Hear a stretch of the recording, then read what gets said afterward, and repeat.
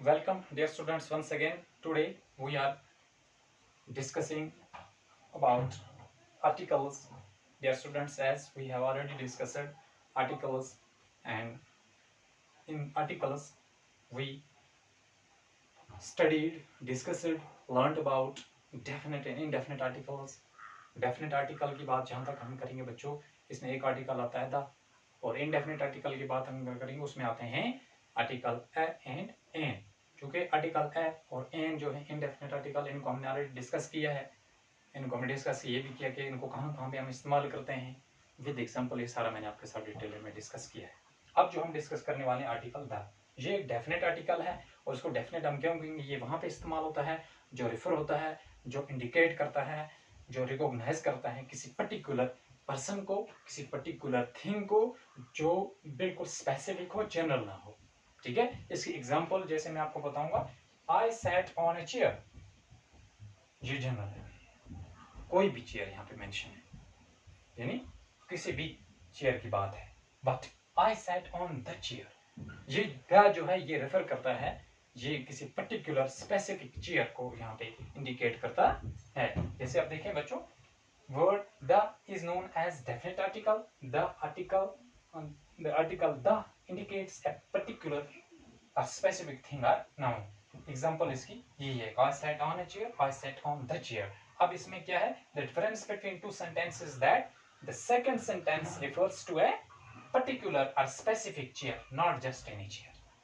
ऐसे आपको इसके बाद आगे हम देखेंगे डेफिनेट आर्टिकल जो है द, इसका यूज कहाँ पे होता है, किस कंडीशन में, किस सिचुएशन में, किन वर्ड्स के साथ, किन सेंटेंसेस के साथ, किन नाउन्स के साथ, किन थिंग्स के साथ हम इस पर्टिकुलर नाउन द को इस्तेमाल करते हैं। व्हेन, सबसे पहले व्हेन सम पर्सन और thing is mentioned again, that is a particular person और थिंग। जब हम किसी पर्सन या किसी चीज की बात करेंगे, उसको दोबारा मेंशन करेंगे, लेकिन ये पर्सन और थिंग जो है ये पर्टिकुलर हो, स्पेसिफिक हो, जनरल ना हो। जैसे मैं कहूंगा I bought a pen, the pen is expensive, मैंने एक पेन लाई लेकिन ये पेन बहुत कीमती है। या हम बात करेंगे I saw a car, the car was very luxurious. इसी तरीके से हम कहेंगे I saw a building, the building is very beautiful. Okay, एक चीज को दोबारा आप मेंशन करें कि ये उसमें पर्टिकुलर कोई चीज आपको नजर आ रही है। या इसी तरीके से हम कहेंगे, जैसे यहाँ पे एक सिंपल एग्जांपल लिखी है मैंने, I bought N orange, the orange is sweet, मैंने एक संतरा लाया, संतरा बहुत मीठा है। ओके, इस तरीके से हम एक ही चीज को दो बार हम मेंशन करें, एक ही बार बात करते हुए एक चीज को, एक शख्स को दो बार मेंशन करें, लेकिन ये पर्टिकुलर क्वालिटी हो इसमें। ठीक है, उसके बाद हो गया ये कि एक चीज को जब दोबारा दो बार आप मेंशन करेंगे अगेन, और वहां वो चीज पर्टिकुलर हो, उसमें कोई स्पेसिफिक क्वालिटी हो, तो यहाँ पे द का इस्तेमाल होता है। जैसे the orange, the car, the house, the pen, the chair, I bought a chair, the chair is very comfortable. ठीक है, वगैरह वगैरह। I bought a dress, the dress is very, हम कहेंगे ब्यूटीफुल। तो इस तरीके से, यानी अब आगे चलते हैं। दूसरा, when there is only one such thing, जब टोटली एक ही कोई चीज हो दुनिया में, उसको हम डिस्कस करेंगे।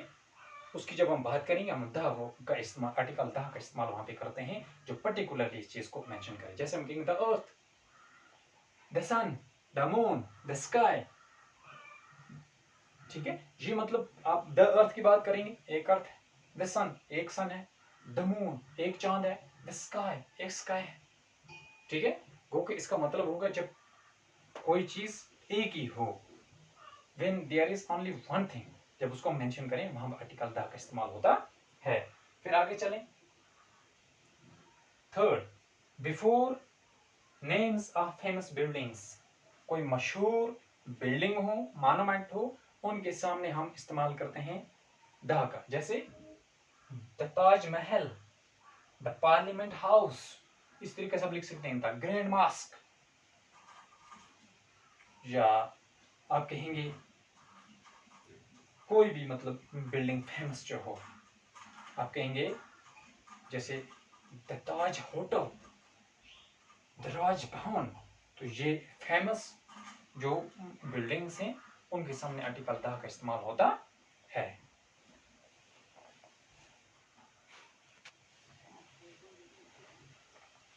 हाँ, तो और बच्चों, before the names of special rivers, seas, oceans, mountain range, countries, political parties, organisations, जहाँ पे ये चीजें हैं वहाँ पे आर्टिकल द का इस्तेमाल होता है। जैसे रिवर्स की बात अगर करेंगे, द नील, द गंगा, ठीक है, इंपॉर्टेंट रिवर्स। उसके बाद सी की बात अगर करेंगे, जैसे द डेड सी, खाली डेड सी नहीं। फिर माउंटेन रेंज की अगर बात करेंगे, the Himalayas, the Karakoram, the mount Everest, the K2 वगैरह, तो यहाँ पे भी द का इस्तेमाल होगा। इसी तरीके से माउंटेन रेंज की बात, कंट्रीज की बात करेंगे और किसी भी कंट्री की बात करेंगे, the India, the USA, the China, the UK, the USSR, तो यहाँ पे द का इस्तेमाल होगा। उसके बाद अगर हम देखेंगे पॉलिटिकल पार्टीज जो हैं, जैसे द कांग्रेस, द रिपब्लिकन, ठीक है, तो यहाँ पे भी द का इस्तेमाल होता है जब भी किसी पॉलिटिकल पार्टी का नाम लिखना हो। फिर आर्टिकल ऑर्गेनाइजेशन की बात अगर हम करेंगे, तो ऑर्गेनाइजेशन जैसे the UNO, the UNICEF, the HRC, human rights council, the amnesty international वगैरह, जितने भी ऑर्गेनाइजेशन होंगे वहाँ पे द का आर्टिकल द का इस्तेमाल होगा, क्योंकि ये किसी स्पेसिफिक ऑर्गेनाइजेशन को रेफर कर इंडिकेट करती हैं। इसी तरीके से before names of holy books or important books, एक होता है होली बुक्स, दूसरा होता है इंपॉर्टेंट बुक्स। इंपॉर्टेंट बुक्स जैसे हम कहेंगे constitution, constitution is also a Holi book because it is very important for the smooth functioning, smooth governance of a country. It's a framework for a country on which the governance of a country depends. तो इस तरीके से ये important है। जितने हमारे holy books important हैं, जितने हमारे होली बुक्स की अहमियत है, उतना ही इम्पोर्टेंट एक कॉन्स्टिट्यूशन भी है, क्योंकि एक कंट्री को चलाने के लिए एक कॉन्स्टिट्यूशन की ज़रूरत होती है।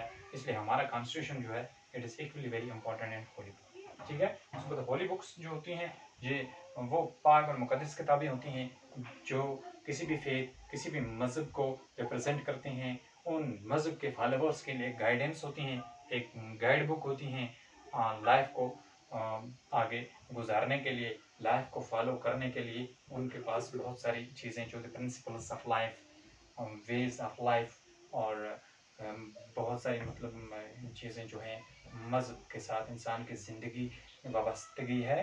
तो होली बुक्स का बहुत इम्पोर्टेंट रोल है इंसान की ज़िंदगी में।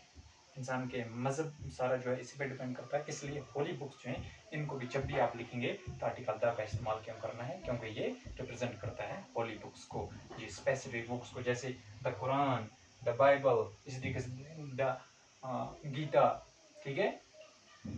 तो आगे अगर इम्पोर्टेंट बुक्स की बात अब करेंगे, द कॉन्स्टिट्यूशन, तो इस तरीके से ये सारा हो गया इसके बारे में कि जहाँ पे कोई इम्पोर्टेंट ऑर्गेनाइजेशन हो, कोई इम्पोर्टेंट रिवर हो, सी हो, ओशन हो, माउंटेन रेंज हो, पॉलिटिकल पार्टी हो, ऑर्गेनाइजेशन हो, वहाँ पे आर्टिकल द का इस्तेमाल होगा। जहाँ पे होली बुक्स या इंपॉर्टेंट बुक्स की बात हम करेंगे वहाँ पे आर्टिकल द का इस्तेमाल होगा। इसी तरीके से जहाँ पे अब आर्टिकल कहाँ कहाँ पे इस्तेमाल नहीं होते, आर्टिकल इस्तेमाल नहीं होते, articles are not used before names of a person, किसी इंसान का नाम लिखना है वहाँ पे आर्टिकल द आपको लिखने की जरूरत नहीं है। इसी तरीके से कहीं पे आपको प्लेस को जगह लिखनी है वहाँ पे आर्टिकल द लिखने की जरूरत नहीं है। जैसे कुपवारा, यहाँ पे आप द कुपवारा लिखने की जरूरत नहीं है। कश्मीर, द कश्मीर लिखने की जरूरत नहीं है। द कश्मीर वहाँ द आर्टिकल इस्तेमाल होगा ही नहीं, ए कश्मीर भी इस्तेमाल नहीं हो, सीधा कश्मीर।